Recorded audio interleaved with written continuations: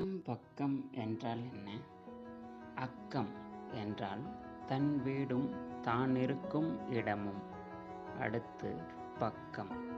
பக்கம் என்றால் தன் வீட்டுக்கு அடுத்துள்ள வீடும் தான் இருக்கும் இடத்திற்கு அடுத்துள்ள இடமும்.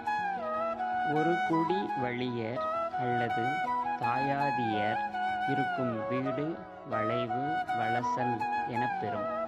அவ்வீடுகள் ஒரு காலத்தில் ஓருடைமையாய் இருந்து பின்னர் பல பாகமாய் அமைதல் வழக்கு. அவற்றுள் தன் வீடும் இடமும் அக்கம், அதற்கு அருகில் உள்ளது பக்கமும் ஆகியது. அக்கம் அகம், பக்கம் பகம். பிரிவு. பகலில் பக்கம் பார்த்து பேசு, இரவில் அதுவும் பேசாதே. பகலில் பக்கம் பார்த்து